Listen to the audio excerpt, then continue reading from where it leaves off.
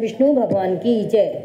कार्तिक महात्म का 11वां अध्याय। जिसको जप कर जीव हो सागर से पार, 11वें अध्याय का वशिष्ठ कर रहे विस्तार। एक समय जब समुद्र का पुत्र जलंधर अपनी स्त्री वृंदा के सहित असुरों से सम्मानित हुआ सभा में बैठा था, तभी गुरु शुक्राचार्य वहां आ पहुंचे, जिनके तेज से सब दिशाएं प्रकाशित हो गईं। तब गुरु जी को आता देखकर असुरों सहित सागर पुत्र ने उठकर बड़े आदर से उन्हें प्रणाम किया। तेजस्वी गुरु जी ने सबको आशीर्वाद दिया। फिर उनको एक दिव्य आसन पर बैठाकर सब दैत्य भी यथा स्थान पर बैठ गए और सागर पुत्र ने नम्रता से प्रश्न किया, हे गुरु जी, राहु का सिर किसने काटा था, आप हमें यह बताइए। इस पर श्री शुक्राचार्य जी ने विरोचन पुत्र हिरण्यकश्यपु और उसके धर्मात्मा पौत्र का परिचय देकर देवताओं और असुरों द्वारा समुद्र मंथन का संक्षेप में सारी कथा कहकर बताया कि जब समुद्र से अमृत निकला तो उस समय देव रूप बनकर राहु भी अमृत पीने बैठ गया। इस पर इंद्र के पक्षपाती भगवान विष्णु ने राहु का सिर काट डाला। यह सुनने के साथ ही जलंधर के नेत्र क्रोध से लाल हो गए।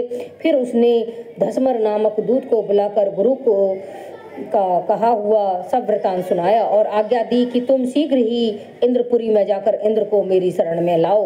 धसमर शीघ्र ही इंद्र को की सुधर्मा नामक सभा में जा पहुंचा। उसने इंद्र से जलंधर के शब्दों को कहा, हे देवताधम, तूने समुद्र को क्यों मथा और मेरे पिता के सब रत्नों को क्यों ले लिया? ऐसा करके तूने अच्छा नहीं किया। यदि तू अपना भला चाहता है तो सब रत्नों सहित देवताओं के साथ मेरी शरण में आ जा, अन्यथा मैं सत्य कहता हूँ कि तेरा राज्य ध्वंस कर दूंगा।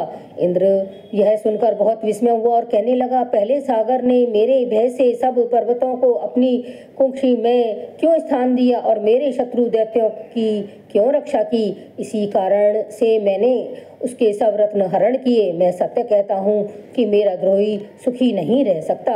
इंद्र की बात सुनकर वह दूत जलंधर के पास आया और सब बातें उसे कह सुनाई, जिन्हें सुनते ही जलंधर क्रोध के मारे अपने होठों को काटने लगा और देवताओं को जीतने के लिए उसने प्रयास आरंभ किया। फिर तो सब दिशाओं और पाताल से करोड़ों दैत्य उसके पास पहुंच गए। शुंभ निशुंभ सेनापतियों को साथ लेकर जलंधर इंद्र से युद्ध करने लगा। शीघ्र ही उसने इंद्र के नंदन वन में अपनी विशाल सेना उतार दी। वीरों के शंख ध्वनि और घोर गर्जन से इंद्रपुरी गूंज उठी। अमरावती छोड़कर देवता उसमें युद्ध करने लगे। भयानक मार काट हुई। दोनों पक्षों के आचार्य अपने अपने मृतकों को जीवित करने लगे। असुरों के आचार्य गुरु शुक्र अपनी मृत संजीवनी विद्या से और देव गुरु बृहस्पति द्रोणागिरि से औषधियां लाकर मृतकों को जीवन प्रदान करने लगे। इस पर जलंधर ने अपने गुरु शुक्राचार्य जी से क्रुद्ध होकर कहा, मेरे हाथ से मरे हुए देवता कैसे जीवित होते हैं? जीवन देने वाली औषधि तो सिर्फ आपके पास ही है, फिर यह कैसे संभव है? इस पर श्री शुक्राचार्य जी ने गुरुदेव श्री बृहस्पति जी के द्वारा द्रोणागिरि से औषधि लाकर देवताओं को जीवन प्रदान करने की बात बताई।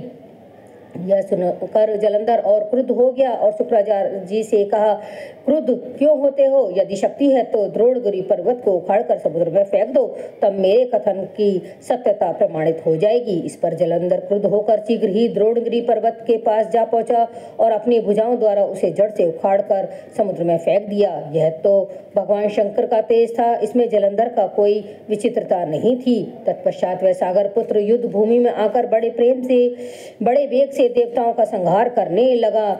जब गुरु बृहस्पति औषधि लेने गए, द्रोणगिरि पर्वत पहुंचे तो द्रोणगिरि पर जगह पर वहां उन्हें मैदान मिला। तब वे भयभीत होकर देवताओं के पास आए और कहा कि युद्ध बंद कर दो, तुम लोग अब जलंधर को नहीं जीत सकोगे। पहले इंद्र ने तो भगवान शंकर का अपमान किया था, यह उसी का फल है। यह सुनकर देवता युद्ध की आशा त्याग अत्यंत ही व्याकुल हो इधर उधर भाग निकले। सिंधु सुत निर्भय होकर अमरावती में प्रविष्ट हो गया। इंद्र आदि सब देवताओं ने गुफाओं में शरण ली। बोलो विष्णु भगवान की जय।